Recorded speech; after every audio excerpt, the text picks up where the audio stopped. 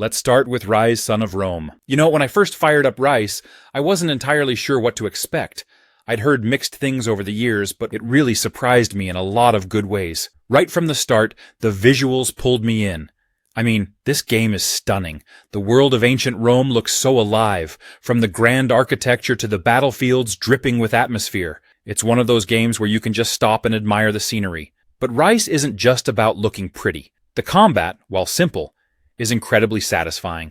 Yeah, it's not the most complex system out there, but once you get into the rhythm of sword swings, dodges, and finishing moves, it feels epic. There's a real sense of power behind each blow, and the slow-motion finishers, pure cinematic brilliance. It made me feel like a gladiator, right in the thick of battle. The story, too, deserves some praise. Marius Titus, the game's protagonist, has a journey that's as much about personal revenge as it is about the fate of Rome itself. The way the narrative unfolds keeps you invested. And let's not forget the voice acting. It's top-notch, really bringing the characters and drama to life. One of the coolest things about Rise is how it captures the brutal reality of Roman warfare.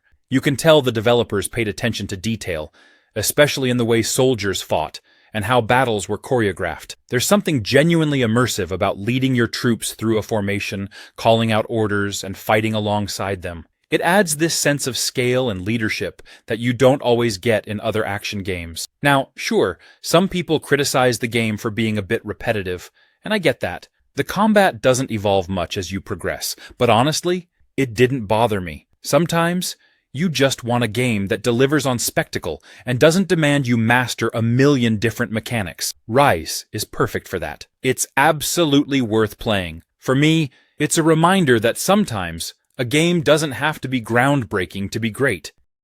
Next, we have Resident Evil 2 Remake. Just have to say, it's one of those rare gems that genuinely impresses on every level. When Capcom decided to breathe new life into this classic, they didn't just update the graphics, they reimagined the entire experience. From the moment you start the game, the atmosphere grabs you.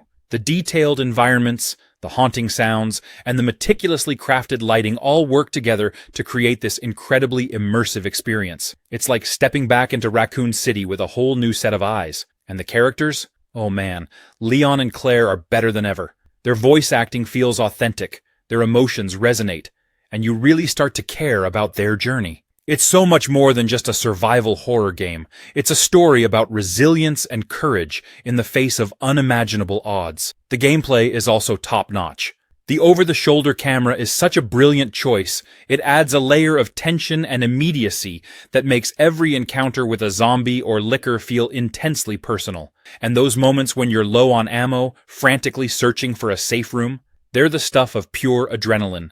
What's really impressive is how the remake pays homage to the original while still offering something fresh. The puzzles and level design have been updated, but they maintain the spirit of what made the 1998 version so special. It's like rediscovering an old friend who's now even cooler and more complex. Another thing worth mentioning is how the game doesn't rely solely on jump scares. Sure, there are a few, but the real horror comes from the atmosphere and the sense of dread that builds as you explore deeper into the police station or the sewers. It's psychological, making every dark corridor feel dangerous, and every choice of where to go next feels important. The attention to detail in every corner of this game is insane. Even the soundtrack works perfectly. It's subtle, but unsettling, adding to that feeling of isolation and fear. Next we have Uncharted 4. This is one of those games that grabs you from the very first moment. If you've played any of the previous Uncharted games, you know what to expect. Action, adventure, treasure hunts, and a lot of intense moments. But Uncharted 4 just hits differently. It feels like a perfect blend of everything we loved about the series, but with a more mature, reflective tone. Nathan Drake is back, and this time, he's facing his greatest challenge yet. What's really cool is that the game dives deeper into his personal life, showing a side of Nathan we don't usually see. He's older, more settled, and you can tell he's trying to move on from his treasure hunting days. But of course, things don't stay quiet for long. The game does a great job of building up that tension between wanting to leave the past behind and being pulled back in. It's something that feels relatable, even if we're not all globe-trotting adventurers. The visuals in this game are absolutely stunning. Whether you're scaling cliffs in Scotland or exploring ancient ruins in Madagascar, everything looks so incredibly detailed. Sometimes, I would just stop for a moment to take in the scenery, which is something I don't usually do in action games. The environments feel alive, and they draw you into the story in a way that makes it feel like you're watching a movie, but also in control of the action. Speaking of the action, Uncharted 4 nails the gameplay. The combat, the platforming,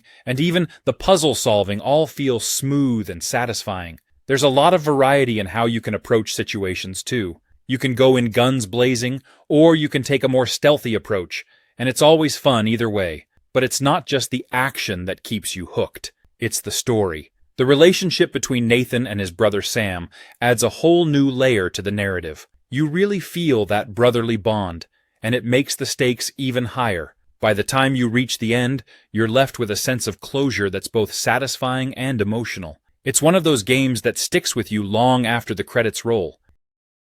Next we have Black Myth Wukong. When I first heard about this game, I wasn't sure what to expect, but the moment I saw the gameplay, it completely blew me away. This game is such a breath of fresh air in the action RPG genre, blending Chinese mythology with some seriously stunning visuals. You can tell the developers at Game Science have poured their hearts into this project, and it really shows. The main thing that struck me was how alive the world feels. The environments are rich, almost dreamlike, with incredible attention to detail. Whether it's a dense forest or ancient ruins, everything feels like it has history, like it's part of this vast, mythical landscape. And don't even get me started on the creature designs. Some of these enemies look straight out of Legends, but with a fresh, modern twist that makes them both terrifying and beautiful. As Wukong, you have access to a lot of cool abilities. And it's not just about fighting. There's a real sense of strategy involved. You can transform into different creatures and use their powers to outsmart enemies, which adds such a dynamic element to combat. It's not just about mashing buttons, but thinking on your feet. Every battle feels intense, like you're actually facing off against these legendary foes. But it's not all about combat. The story itself seems to be really captivating, diving deep into the lore of Journey to the West. The way the narrative is woven into the gameplay, with cutscenes and dialogue, really draws you in. You feel like you're part of this epic journey, uncovering secrets as you go. I love how the game balances these quieter moments with the high-energy action scenes. There's something deeply satisfying about pulling off a perfect dodge or using Wukong's staff to take down a towering enemy. And speaking of the staff, it's probably one of the coolest weapons in any game I've seen in a long time. The way it extends and shrinks, how it's used in combat, it's just awesome. I can see Black Myth becoming one of those games that people talk about for years to come. Next we have Horizon Zero Dawn. You ever play a game that completely pulls you into its world and makes you forget time exists? From the very start, it hit me with its vast open world and beautiful landscapes. It's like stepping into a future where nature and machines are in this strange yet fascinating balance. The contrast of lush forests, snowy mountains, and decaying remnants of the old world just blew me away. I'd find myself stopping, not to complete a mission, but just to take in the view. What really pulled me in was Aloy, the main character. She's strong, independent, and driven, but still relatable. Her journey to uncover the truth about her past kept me hooked, and I felt a connection with her that not many games manage to achieve. Every interaction, every choice made me feel like I was walking her path, not just controlling her through a screen. The machines in Horizon are some of the most unique enemies I've ever encountered. They're massive, unpredictable, and have this alien feel to them. Yet they belong perfectly in this world. Each machine required a different approach, forcing me to think and adapt. It never felt repetitive. Instead, it kept things fresh, especially when you take down something huge like a Thunderjaw. I remember the first time I did, and it felt like a massive victory. The combat made me feel like a hunter, not just a fighter, and that added a layer of depth I really appreciated. The story also has a lot going for it. There's mystery, there's emotion, and there's this haunting sense of loss throughout the game. As you uncover more about the old world and how things ended up in ruins, it makes you think about the consequences of technology and human ambition. It's thought-provoking without being too heavy-handed. I found myself pondering over the world long after I'd turned off the game. The crafting and resource-gathering systems are well done too. It felt balanced, like I was rewarded for exploring and being resourceful. Next we have Mad Max. So I recently had the chance to spend some time with Mad Max, and let me tell you, it's an experience that truly stands out. The game captures the raw, gritty essence of the Mad Max universe so well that it feels like you're right in the heart of that post-apocalyptic wasteland. One of the first things that hit me was the attention to detail in the environment. The desolate landscapes and towering sandstorms are crafted with such precision that they almost feel alive. It's like every corner of the world has a story to tell, and exploring it becomes an adventure in itself. Upgrading and customizing your car, the magnum opus, is an absolute blast. There's something incredibly satisfying about tearing through enemies with a fully upgraded, heavily armed vehicle. And the thrill of high-speed chases and explosive battles really keeps you on the edge of your seat. The narrative is another strong point. Max's journey, filled with intense personal struggles and high-stakes encounters, is engaging from start to finish. It's not just about surviving, it's about finding purpose in a world that's gone mad. The characters you meet along the way, each with their own quirks and backstories, add depth to the story. What's more, the game does a great job of balancing action with exploration. There's always something to discover, whether it's hidden loot, side quests, or just interesting details in the environment. It encourages you to take your time and really soak in the world around you. The combat mechanics are solid, blending fast-paced action with a bit of strategic thinking. The variety in enemy types and the different ways to approach fights keep things fresh and exciting. Plus, the sense of progression as you unlock new abilities and equipment is very rewarding. The graphics, even though it's not the newest title, hold up impressively well. The game's art direction makes every location feel distinct and memorable. The desert setting in particular is beautifully rendered, with a level of detail that adds to the feeling of isolation. Next, we have Plague Tale: Innocence. This is one of those games that really sticks with you long after you put down the controller. Have you ever started a game and almost immediately felt transported into a different world? That's what this game does. It's not just about the mechanics or the graphics. It's the story and the atmosphere that completely pull you in. Set during the 14th century, the game centers around a young girl, Amicia, and her little brother Hugo. From the start, you feel this sense of urgency, danger, and dread. I think what makes it special is the bond between the siblings. It's emotional. You genuinely feel Amicia's protective instinct for her brother, and it brings out this unique side of gameplay, where it's not just about survival, but about care and responsibility. The world itself is both beautiful and horrifying at the same time. I mean, yes, it's grim, the plague is spreading, the Inquisition is ruthless, and rats are everywhere. Seriously, if you hate rats, this game will challenge that. But the art direction is so stunning. I'd find myself just pausing to admire a landscape or the light filtering through a ruined building, even though I knew danger was everywhere. It's these little moments of beauty that make the darker, scarier elements hit even harder. What I found refreshing about Plague Tale is how it combines puzzle solving, stealth, and storytelling so seamlessly. You're not just mindlessly fighting enemies. Instead, you're constantly thinking, strategizing, and using your environment to your advantage.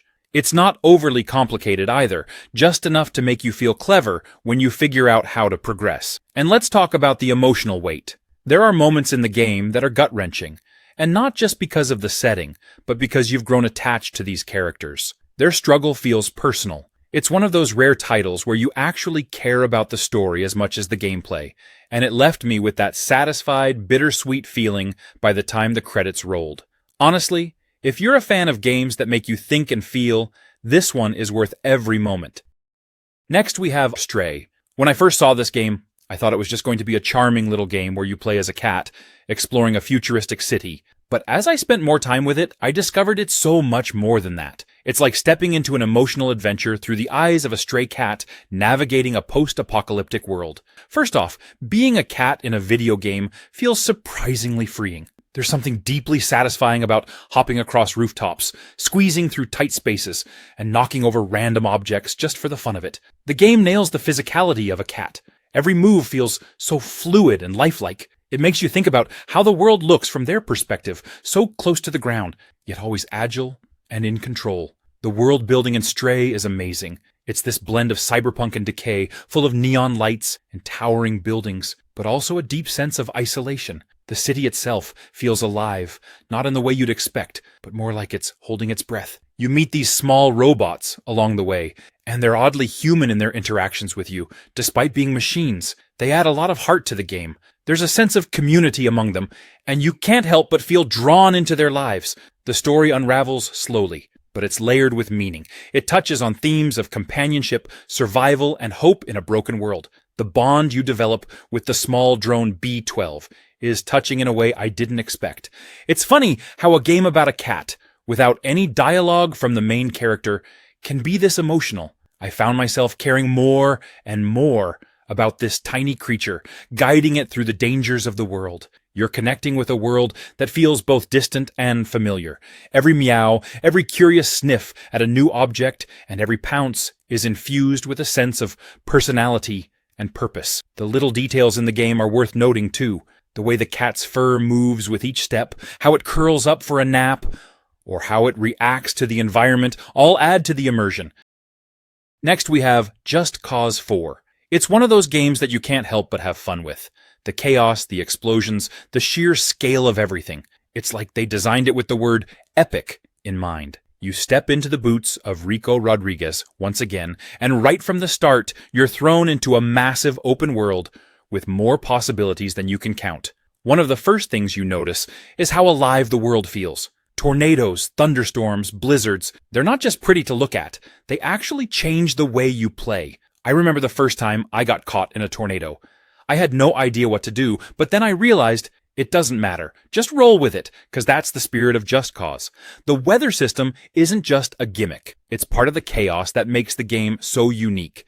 Then there's the grappling hook. It's not just a tool anymore, it's a way of life. You can customize it in so many ways, from making things float in midair to pulling objects together, to create chain reactions. It's insane. It's like the game is begging you to experiment, to find new ways to destroy everything in sight. The story in Just Cause 4 isn't the deepest thing in the world, but let's be honest, that's not why you're here. You're here to blow things up in the most creative ways possible, and the game gives you everything you need to do just that. You've got jets, tanks, helicopters, boats, and more. If it moves, you can hijack it, and if it doesn't move, well, you can probably make it explode. What really keeps me coming back, though, is the sheer freedom. There's no one telling you how to play. Want to stick to the main missions? Go for it. Want to spend hours just messing around with the physics, seeing how much chaos you can cause without dying? Totally valid. And the game encourages it. There's this sense of freedom that I haven't felt in many other games. Every session feels like it's yours to shape. Every time I jump in, I know I'm going to see something new. Next we have Dying Light. You know, there's something about Dying Light that just pulls you in. It's not just another zombie game.